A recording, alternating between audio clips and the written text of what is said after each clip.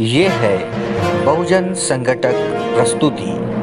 आप देख रहे हैं बहुजन संघटक। सर्वांना जय हरी जय भारत। बहुजन संघटक या पेजवरून आज वारकरी परंपरा बहुजन समाज या अनुषंगाने मी आपल्याशी हितगुज साधणार आहे।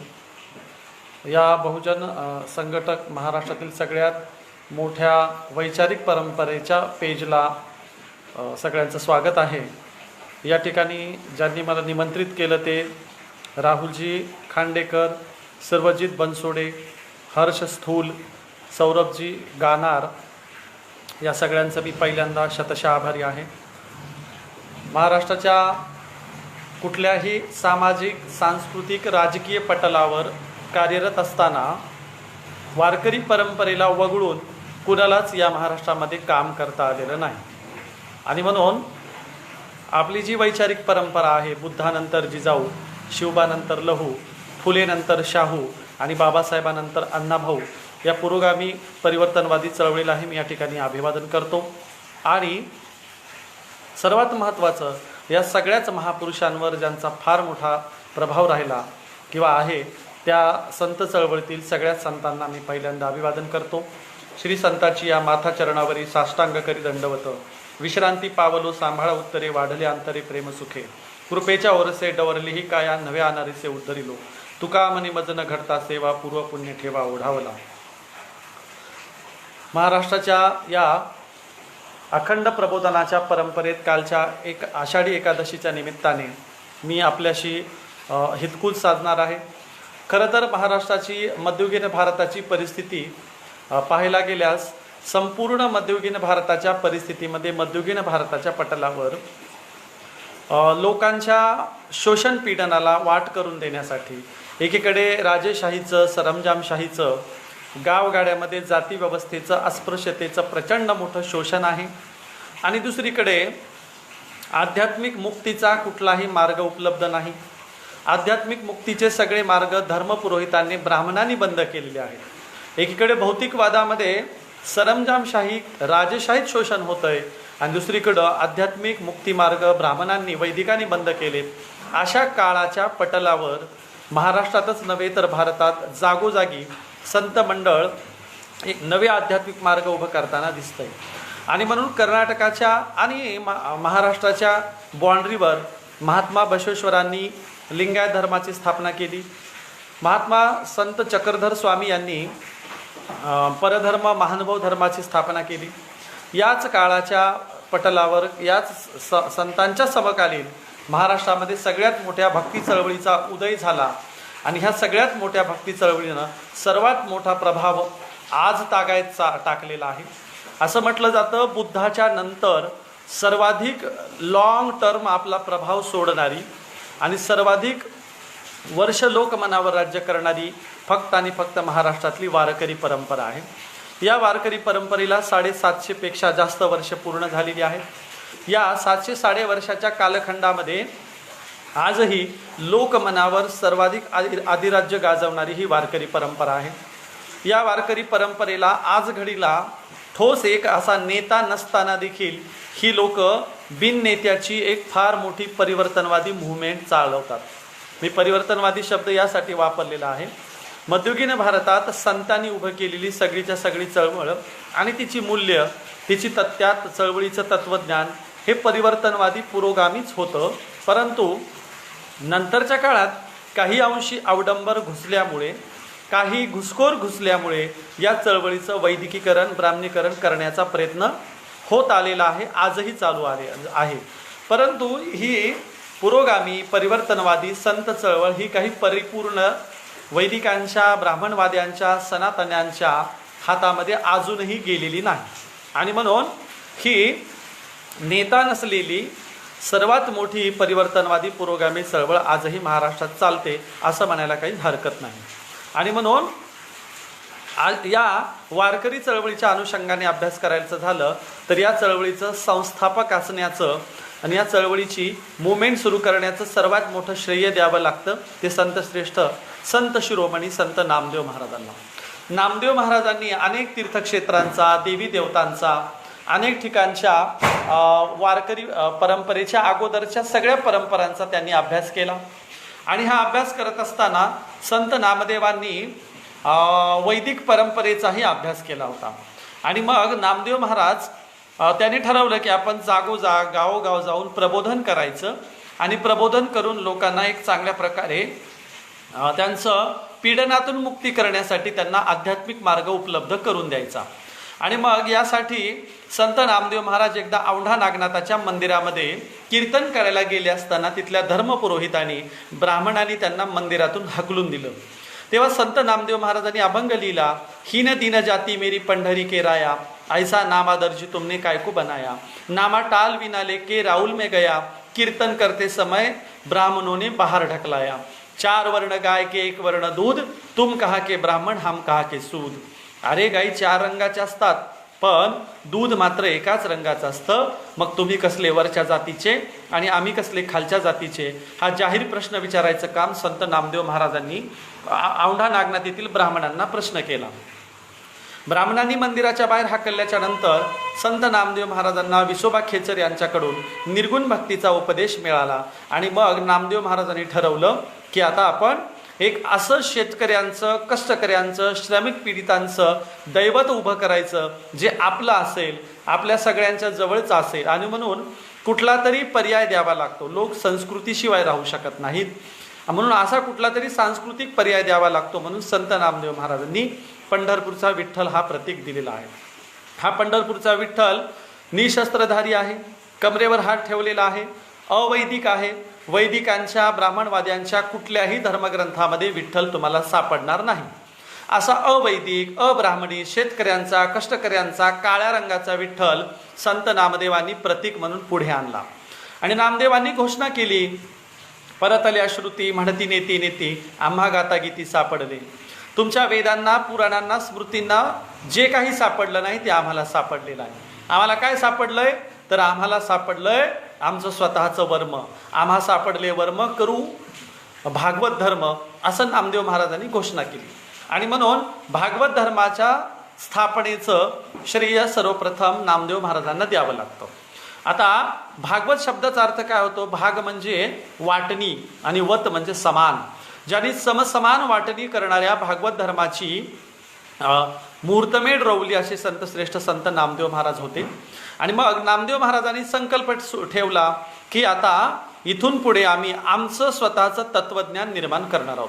तुमचं वैदिक तत्वज्ञान नको, तुमची संस्कृत नको, तुमची वर्णव्यवस्था नको, तुमची जाती व्यवस्था नको, तुमची अस्पृश्यता, गैरबराबरी आम्हाला अमान्य आहे. आम्ही आता आमचं माणुसकीचं तत्वज्ञान निर्माण करणार आहोत.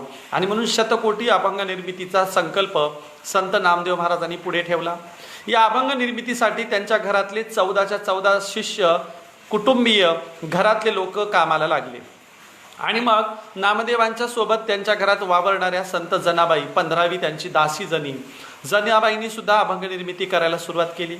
त्यानंतर संत नामदेवांच्या संत मंडळामध्ये संत गोरोबा काका आले, संत सावता महाराज आले, संत नरहरी महाराज आले आणि सगळ्यात महत्त्वाचं अस्पृश्य जाती जमातीतून संत चोखोबरा आले.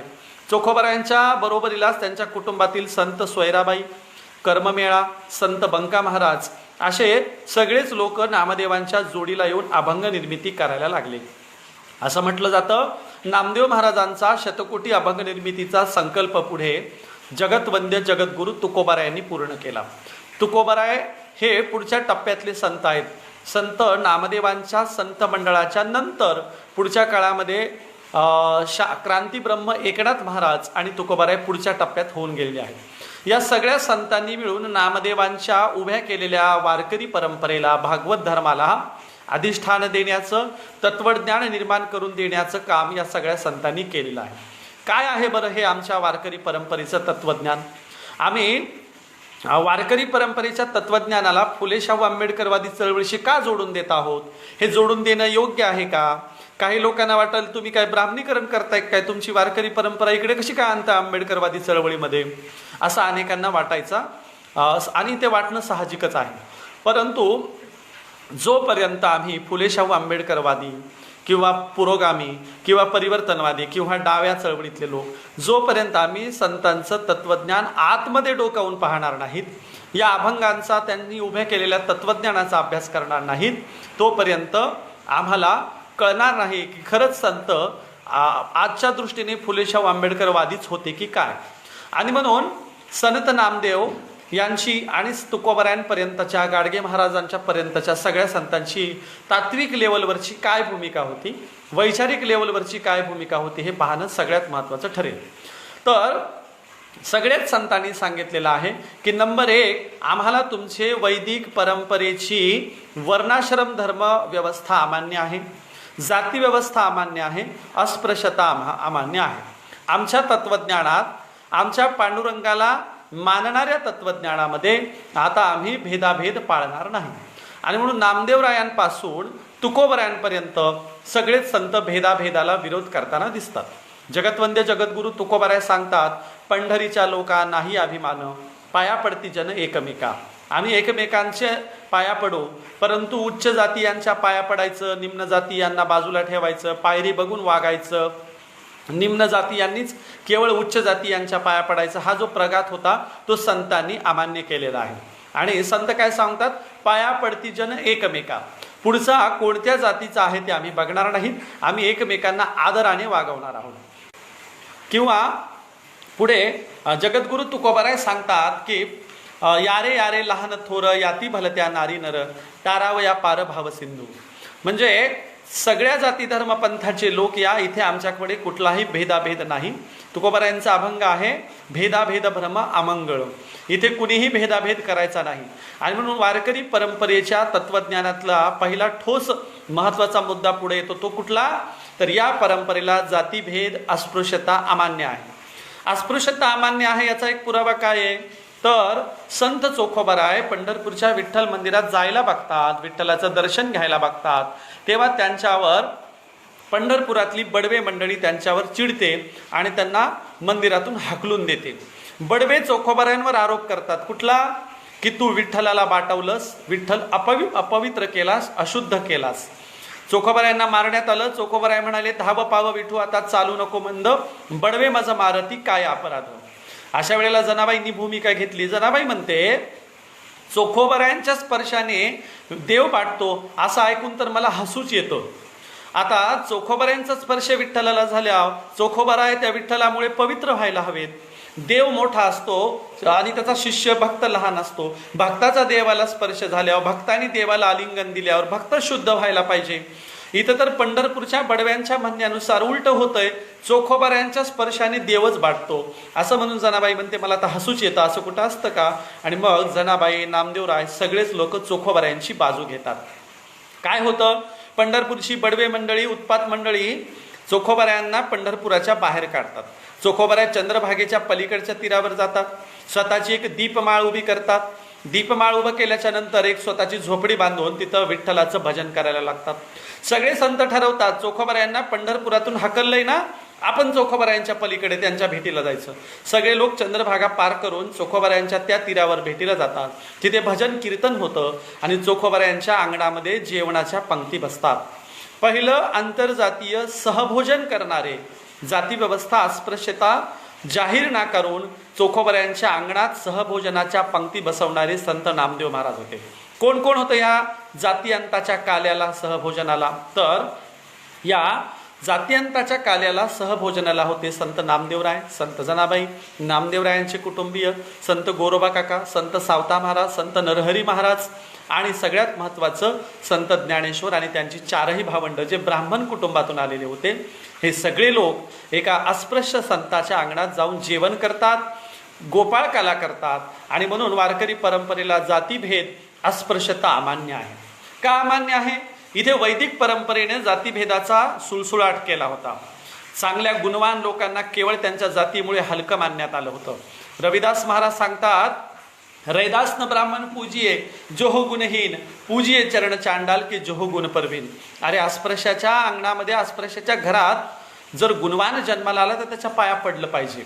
परंतु ब्राह्मणाच्या घरात गुणहीन, चारित्र्यहीन व्यक्ती जन्माला आला तर त्याच्या कशाला पाया पडायचं. आणि म्हणून गुणवत्तेची व्याख्या जन्मावर नसते, गुणवत्तेची व्याख्या गुणकर्मावर असते, असं सगळे संत सांगायला लागले. म्हणजे संत रविदास असतील, संत चोखोबाराय असतील, असे सगळे संत सांगायला लागले. म्हणून संतांनी ब्राह्मण धर्माला, वैदिक धर्माला, श्रुतींच्या स्मृतींच्या त्यांच्या धर्माला नाकारून माणसाला एकत्रित करणारी माणुसकीची चळवळ पहिल्यांदा महाराष्ट्रामध्ये उभी केली आणि म्हणून ती लोकप्रिय झाली. आणि मग या चळवळीत सगळ्या जाती धर्म पंथाचे लोक दाखल व्हायला लागले. कारण या संत चळवळीमध्ये तुम्हाला मुस्लिम संतही सापडतील. कबीरांपासून शेख मुहम्मद महाराजांच्या पर्यंत, लतीफ महाराज असतील किंवा अनेक संत असतील, श्री गोंदेकर असतील किंवा संत शहामुनी असतील, अशा अनेक मुस्लिम संतही तुम्हाला इथे बघायला मिळतात. म्हणजे अस्पृश्य जाती जमातीतून आलेल्या चोखोबारायांपासून मुस्लिम संतांच्या पर्यंत आणि ब्राह्मण कुटुंबात जन्माला आलेल्या ज्ञानेश्वर महाराजांच्या पासून, कुणब्याच्या घरात जन्माला आलेल्या तुकोबारायांपर्यंत, धोब्याच्या घरात जन्माला आलेल्या गाडगे महाराजांच्या पर्यंत, शिंपेच्या घरात जन्माला आलेल्या नामदेवांच्या पर्यंत सगळ्या जाती धर्म पंथाचे संत एकत्रित आले. त्याचं कारण होतं सगळ्यांनी जाहीर भूमिका घेतली, जातीभेद करायचा नाही, अस्पृश्यता पाळायची नाही, माणसाला जन्माने हीन मानायचं नाही, अशी पहिली भूमिका.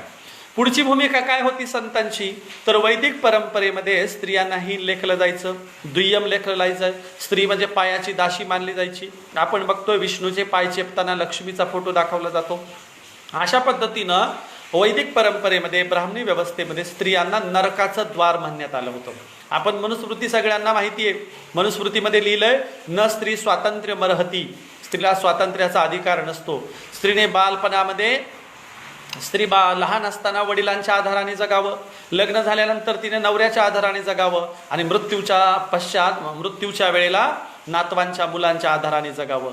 स्त्रीनं कधीही एकटीनं राहू नये, अशी अत्यंत हीनत्वदर्शक, स्त्रियांवर संशय घेणारी, त्यांना नीच मानणारी मनुस्मृतीची मांडणी होती. या सगळ्या धर्मग्रंथांना, वैदिकांच्या स्त्रीवादी धोरणांना पहिल्यांदा नकार कुणी दिला असेल तर या वारकरी परंपरेनं, नामदेवांच्या संत मंडळाने. काय केलं नामदेवांनी?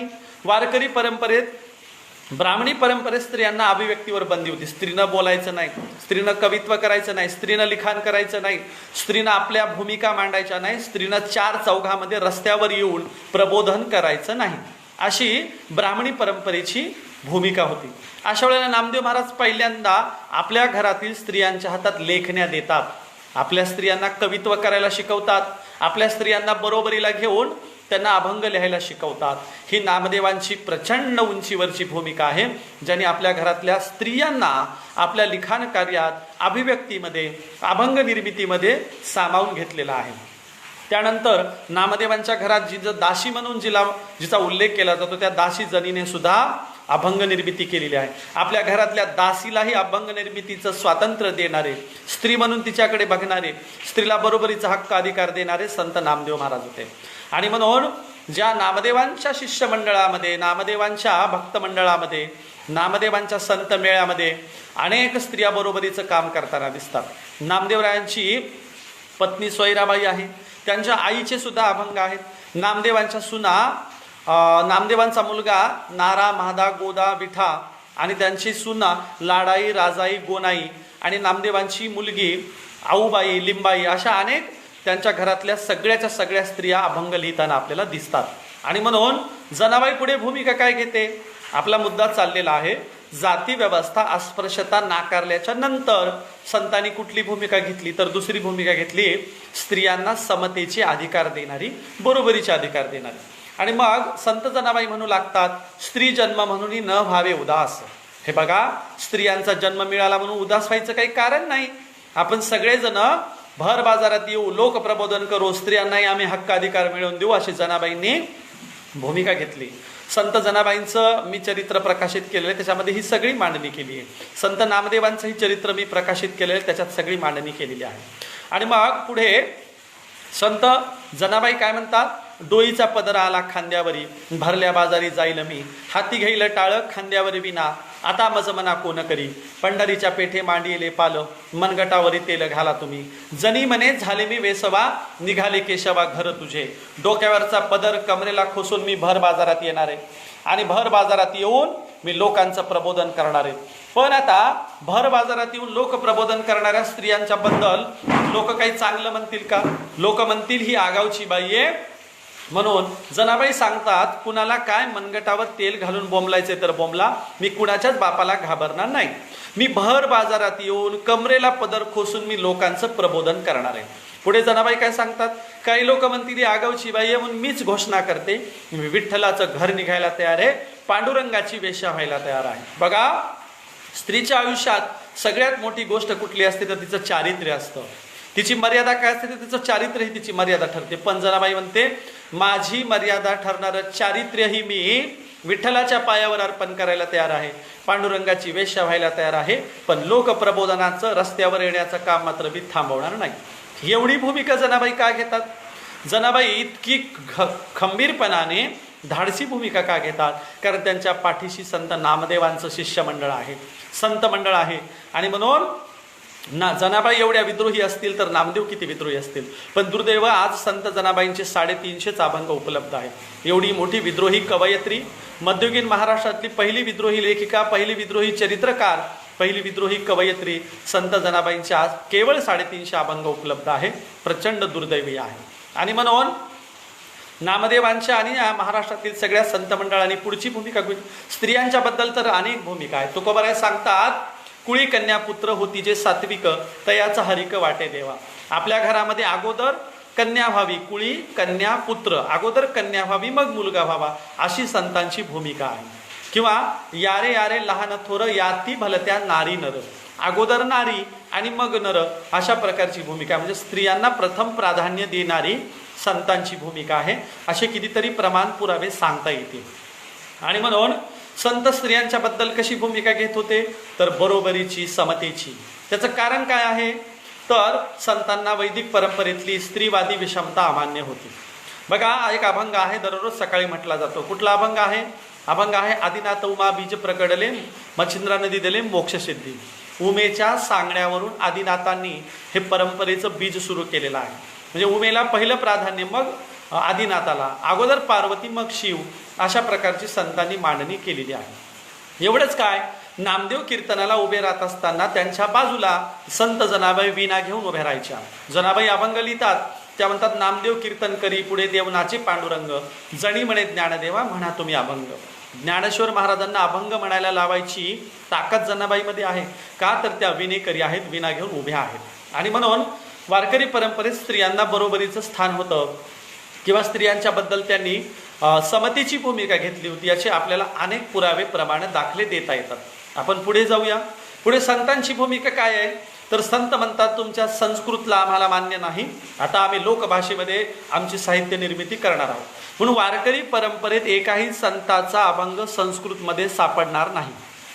संतांना संस्कृत येत नव्हती का तर माहिती होती, येत होती. कारण संतांनी वेळोवेळी सांगितले, आम्हाला वेद माहिती आहेत, आम्ही तुमचे धर्मग्रंथ वाचलेत, आम्ही तुमचे वेद जाणून आहोत, परंतु आम्हाला तुमचं काही नको. आणि म्हणून संतांनी संस्कृतला पर्याय म्हणून मराठी भाषेमध्ये साहित्य निर्मिती केली. महाराष्ट्रातल्या आरती परंपरेचे जनक संत नामदेव आहेत. नामदेवांनी विठ्ठलाची जी आरती लिहिली ती शुद्ध मराठी भाषेमध्ये आहे. आणि म्हणून आरती परंपरा संत नामदेवांनी सुरू केली, अभंग परंपरा नामदेवांनी सुरू केली आणि ती म्हणजे मराठीत केली, लोकभाषेत केली. त्यांच्या संस्कृतचा अवडंबर आमच्या संतांनी नाकारलेला आहे. पुढे संत यज्ञ संस्कृती नाकारतात आणि नामस्मरण संस्कृती देतात.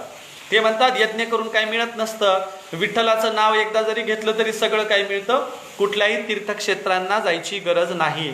हरिबोला देता हरिबोला घेता, उठता बसता हरिबोला. म्हणजे काय, तुम्ही तुमचं कार्य करत असतानाही ईश्वराचं नाव घेतलं तर पुरेसं आहे, काशीला प्रयागला जायची गरज नाही. तुकोबारायांचा अभंग आहे, वाराणसी गया पाहिली मी द्वारका, परिनोहे तुका पंढरीचा, पंढरीच्या लोका नाही अभिमान, पाया पडती जन एकमेका. आम्ही वाराणसी, काशी, गया, प्रयाग सगळं बघून बसलोय, तिथं काही राम नाही, तिथं काही ईश्वर नाही, त्या तीर्थक्षेत्रातून तुम्हाला काही मिळणार नाही. तुम्ही काय करा, तुमचं कार्य करत असतानाच ईश्वराचं नाव घ्या, तुम्हाला सगळं काही मिळेल. तुकोबारायांचा एक अभंग आहे, ऐसा कर घर आवे राम, और धंदा सब छोड़ ही काम, इतने गोते काहे खाता, जब तू अपना भूलना होता. अरे तूच असं काहीतरी कर की ईश्वर तुझं घर विचारत तुझ्या घरी आला पाहिजे. तुला कुठल्या तीर्थक्षेत्राला जायची गरज नाही, तुला कुठल्या मंदिरात जायची गरज नाही. तूच चांगलं काम कर, देवाला गरज असेल तर देव तुझ्या घरी येईल, तुझं घर विचारत येईल. आणि म्हणून संतांनी कर्मकांड नाकारलं, दैववाद नाकारला, अतिरेकी धर्मव्यवस्थेचं स्तोम नाकारलं, अतिरेकी धर्मग्रंथ नाकारले, संतांनी अतिरेकी संस्कृतचं महत्त्व नाकारलं आणि त्यांनी सांगितलं कार्य हाच ईश्वर असतो. आणि म्हणून संत गोरोबा काकांच्या नावाने कथा निर्माण झाली. गोरोबा काका काम करत असताना ईश्वराचं नाव घ्यायचे. संत सावता महाराज म्हणायचे कांदा मुळा भाजी अवघी विठाई माझी. संत चोखोबार यांच्यासोबत पांडुरंग मेलेली जनावरं ओढायला यायचा.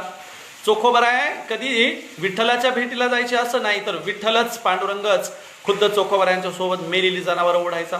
तो जनाबाईसोबत हाताला फोड येईपर्यंत दळू लागायचा.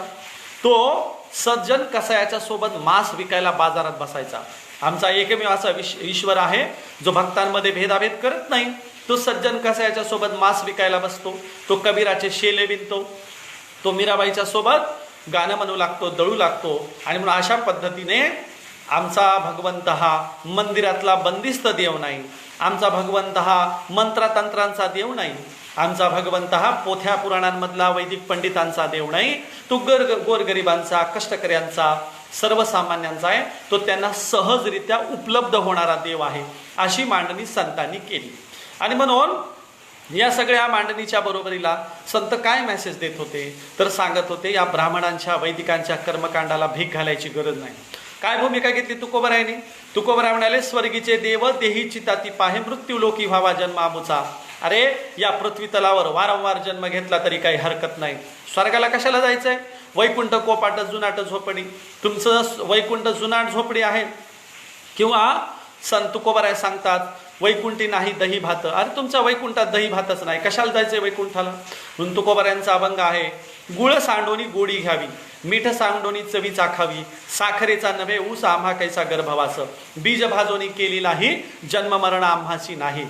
एकदा का ऊसापासून साखर तयार झाली तर त्या साखरेचा ऊस परत कधी होत नसतो. एकदा का एखाद्या बियापासून त्याची लाही बनवली तर लाही बनवलेल्या त्या लाहीपासून परत बीज कधीही बनत नसतं. तसंच आहे, एकदा का आम्ही आईच्या पोटातून जन्माला आलो तर पुनर्जन्म नसतो, जन्म मरण आम्हासी नाही, असं तुकोबाराय सांगतात. म्हणजे संत पुनर्जन्म नाकारतात, संत स्वर्ग वैकुंठ नाकारतात.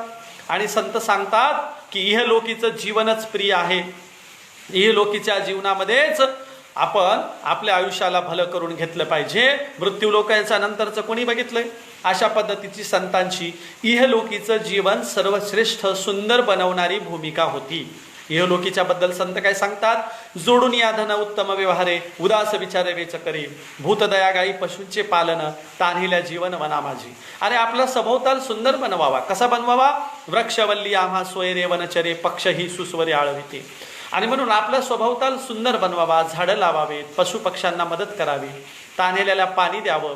अशा पद्धतीची भूमिका संतांची होती. आणि या संतांच्या विरोधात ब्राह्मण वर्ग काय सांगत होता? ब्राह्मण वर्ग स्वर्ग, आत्मा, परमात्मा याचं प्रलोभन दाखवून लोकांना मूर्ख बनवत होता. संत काय म्हणायचे? संत म्हणायचे ब्राह्मणांना दान दिलं तर पुण्य मिळतं, स्वर्ग मिळतो. आणि ब्राह्मणांची निंदा केली म्हणजे ब्राह्मण वर्ग काय सांगायचा? ब्राह्मणांची निंदा केली तर पाप लागतं. संत म्हणाले असं काही नसतं, ब्राह्मणांची ऐकायची काही गरज नाही. तुकोबारायांनी पाप पुण्याची व्याख्या केली. ब्राह्मणांची पाप पुण्याची व्याख्या काय? ब्राह्मणांना दान देणे पुण्य आणि ब्राह्मणांची निंदा नालस्ती करणे पाप. तुकोबाराय म्हणाले नाही, परोपकार ते पुण्य, परपीडा ते पाप. परोपकार करणे हे जगातलं सगळ्यात मोठं पुण्य आहे आणि दुसऱ्याला त्रास देणं हे सगळ्यात मोठं पाप आहे. इतकी ब्रॉड आणि व्यापक पाप पुण्याची व्याख्या करणारा पहिला संत जगतवंद्य जगद्गुरु तुकोबाराय होते. आणि म्हणून इतक्या सुंदर पाप पुण्याच्या व्याख्या आमच्या संतांनी दिल्या. काय म्हणतात आमचे संत? जे काय रंजले गांजले त्याशी म्हणे जो आपुले, देव तोची ओळखावा, साधू तेथीची जाणावा. अरे रंजल्या गांजल्यांची, गोरगरिबांची सेवा करणाऱ्याला देव म्हणा, साधू म्हणा. तिथल्या कर्मकांडात कशाला बाहेरच्या अडकता? हाच खरा साधू आहे, हाच खरा देव आहे. कोण? जो रंजल्या गांजल्यांची सेवा करतो. तीर्थी धोंडा पाणी देव रोकडा सज्जनी. तीर्थाच्या क्षेत्रात गेला तर तिथं धोंडा आणि पाणीच बघायला मिळेल, पण देव कुठं आहे? तर देव रोकडा सज्जनी. सज्जन माणसांमध्ये देव आहे. आणि म्हणून इतक्या सुंदर परखड भूमिका घेणारे संत होते. मी नाही, इथं बऱ्याच जणांच्या कमेंट येत आहे परखड मांडणी, परखड मांडणी. बांधवांनो, ही मांडणी परखड नाही, ही भूमिकाच संतांनी त्या काळामध्ये परखडपणाने घेतलेली होती. संतांचे प्रचंड उपकार आहेत की आजही महाराष्ट्राला मॉब लिंचिंगचं वलय आलेलं नाही.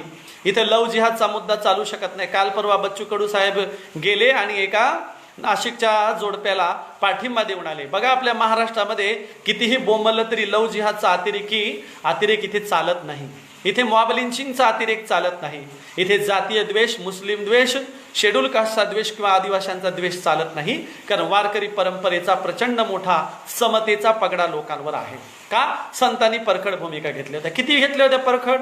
संत सांगतात, विंचू पिंडीवरी बैसला, देवपूजा न चाले त्याला, तेथे पैजाराची कामं फावी आधमाची आधम. विंचू पिंडीवर बसला असेल तर त्याची काय देवपूजा करायची का? नाही. तर पायातलं पायतान घ्यायचं आणि पिंडीवर बसलेल्या विंचवाला सुद्धा ठेचायचं, अशी संतांची भूमिका आहे. आणि म्हणून विश्वरत्न परमपूज्य बोधिसत्व महामानव डॉक्टर बाबासाहेब आंबेडकर तुकोबरायांची एक व्याख्या नेहमी सांगत असत. बाबासाहेबांवर संत चळवळीचा केवढा प्रभाव होता हा वेगळा विषय आहे, त्यावर कधीतरी आपण वेगळी मांडणी करू. परंतु बाबासाहेब तुकोबरायांची एक व्याख्या सांगायची. ते काय म्हणायचे? मला तुकोबरायांची अहिंसेची व्याख्या आवडते. कुठली? दयातीचे नाव भूतांचे पालन, अनिक निर्दालन कंटकाचे. आमचं या व्याख्येतल्या पहिल्या भागाकडेच लक्ष असतं, दुसऱ्या भागाकडे दुर्लक्ष होतं, असं बाबासाहेब नेहमी सांगायचे. आणि ते म्हणायचे मला ही तुकोबरायांची अहिंसेची व्याख्या आवडते. बघा, संत काय म्हणतात? चांगलं वागणाऱ्यांशी चांगलं वागूया, परंतु वाईट वागणाऱ्यांचे आम्ही नाठाळाच्या माथी काठी हाणणार आहोत. आणि म्हणून संत म्हणायचे, मऊ मेनाहून आम्ही विष्णुदास, कठीण वज्रास भेद वैसे, भले तरी देऊ गांडेची लंगोटी, नाठाळ्याच्या माठी हाणू काठी.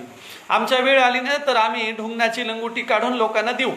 चांगलं वागणाऱ्यांना आम्ही गांडीची लंगोटी देऊ, पण वाईट वागणाऱ्यांच्या डोक्यात काठी घालायला कमी करणार नाही, अशी संतांची भूमिका होती. म्हणून संतांनी महाराष्ट्र दैववादी बनवला, ही शुद्ध थाप आहे. उलट संतांनी महाराष्ट्र प्रयत्नवादी बनवला.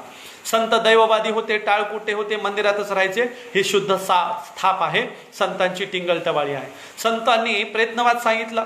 तुकोबरायांनी कर्जाच्या वह्या पाण्यामध्ये बुडून आपल्या भोवतालच्या परिसरातील लोकांना कर्जमुक्त केलं. संत दामाजी पंत यांनी मंगळवेढ्याच्या भागामध्ये अस्पृश्यांसाठी, गोरगरिबांसाठी धान्याची कोठारं मुक्त केली. राजाच्या रोषाला स्वतः सामोरं गेले, पण लोकांना उपाशी मरू दिलं नाही. आणि म्हणून संत दामाजी पंतांच्या पासून काल परवापर्यंतच्या गाडगे महाराजांच्या पर्यंत सगळे संत भौतिकवादी माणुसकीचं काम करणार. गाडगे महाराजांनी निर्माण केलेल्या अनेक धर्मशाळा शेवटच्या काळामध्ये कुणाला दिल्या? तर बाबासाहेबांच्या नावाने केल्या. म्हणून बाबासाहेबांनी मूक नायक पेपर तुकोबरायांच्या नावाने चालवला होता. बहिष्कृत भारत ज्ञानेश्वर महाराजांच्या नावाने चालवला होता. तुकोबरा एका ठिकाणी म्हणतात, नाही कोणी येथे मुकियांचा जाणू. आम्ही मुके आहोत, आम्हा मुक्यांची जाणीव असणारा कोणी नायकच नाही.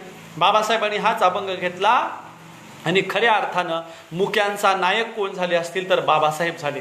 तुकोबरायांच्या संकल्पनेतला आदर्श मुक्यांचे नायक म्हणजे बाबासाहेब होत. अशा पद्धतीने फुलेंवर, बाबासाहेबांवर, शाहू महाराजांवर संत चळवळीचा प्रचंड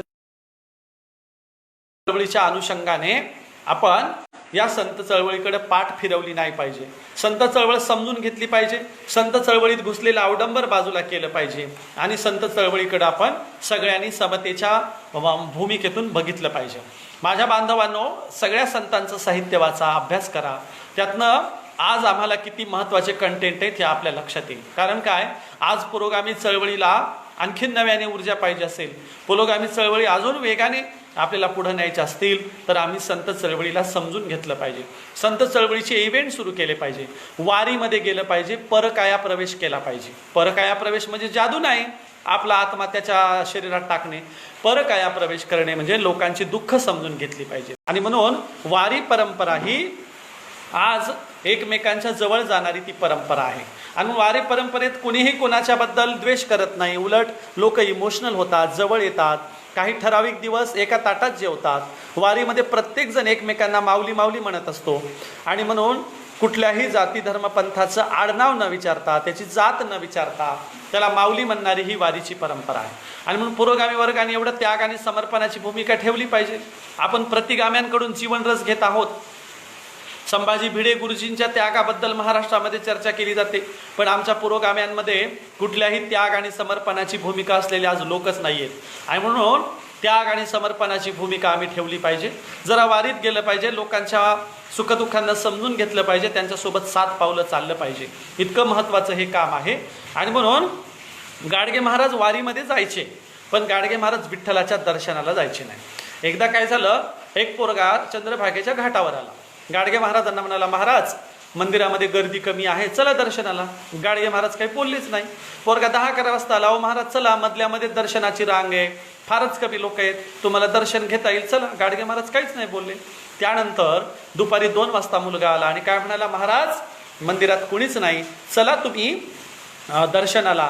त्यावेळेला गाडगे महाराज म्हणाले, खरंच कुणी नाही का मंदिरात? पोरगा म्हणाला, कुणीच नाही, विठ्ठल एकटा उभा आहे. गाडगे महाराज म्हणाले, तुझ्या विठ्ठलाला कमरेवरचे हात खाली करायला सांग आणि चंद्रभागेच्या घाटावर घाण साफ करायला ये म्हणावं.